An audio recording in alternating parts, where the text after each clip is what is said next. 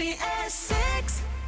But right now, let's talk about the royal family. And no, it's nothing to do with Harry and Meghan. I'd just like to know, who do you think should be our next monarch? Charles is next, of course, but should it skip a generation?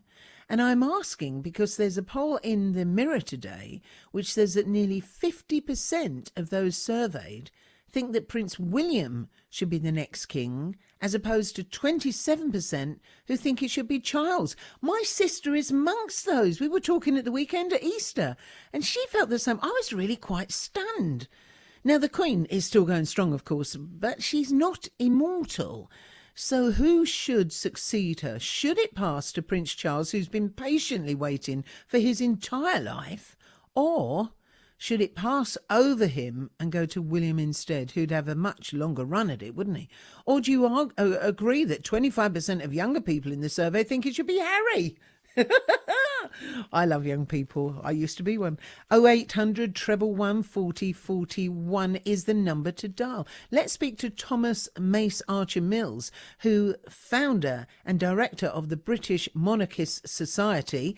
See what they think. So, Thomas, what do you make of this survey? Should it be Charles or William next? Good morning to you. Good morning, Sadie, and thank you for having me. Let's jump right into this. I was one young once too, and the Harry thing just gets me.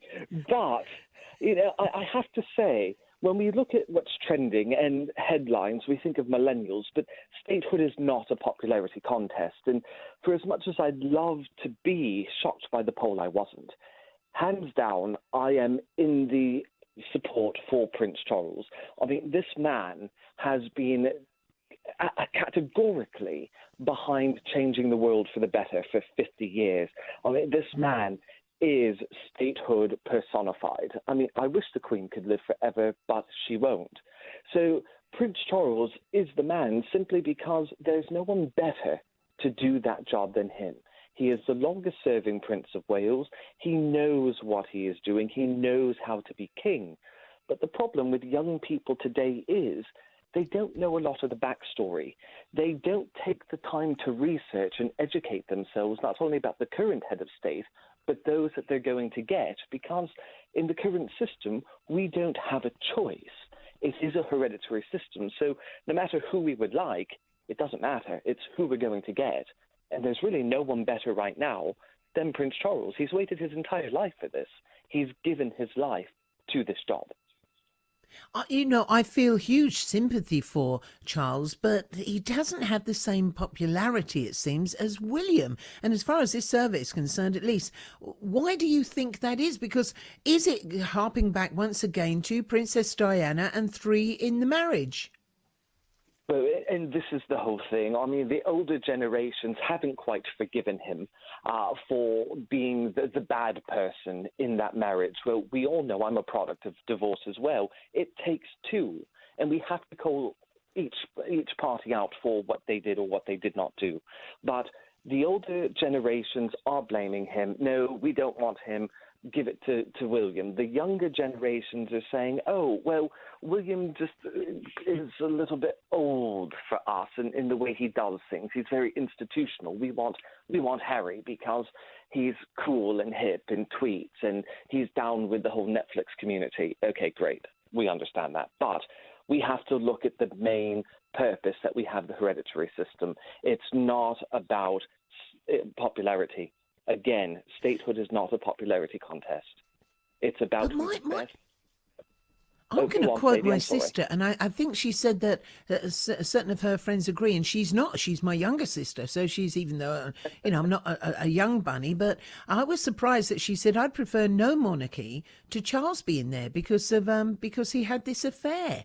And it's going back donkey's years now, without a look at, as you say, what Charles has done. I mean, I loved, there was a recent piece from both of his sons that said they couldn't believe that he was talking about recycling sort of 30 years ago, and when people were still throwing everything in one bin. Yeah. I mean, 50 years he's championed this. I mean, all of the machinery that runs on the royal estates is all biodiesel, all of this stuff. He was pushing green and organics when everyone in the world was laughing back in the late 70s and 80s. But your sister brings up a very good point. I wish no monarchy. And the poll that we're talking about showed 18% favor the republic. But let's look. What is different about heads of state that are presidents versus what we have? And right now, the monarchy is very much reflective and representative of modern British values. And this is the confusion that we look at. Do we want something where we do have a popularity contest, where we have maybe a President Trump? It didn't work out very well for America. So republics, they don't work as well as what people think they do. At least we have 1,000 years of a national story behind the embodiment of the Queen. But Prince Charles, this man, I think skipping him, if we had the choice, would be a disservice to Prince William.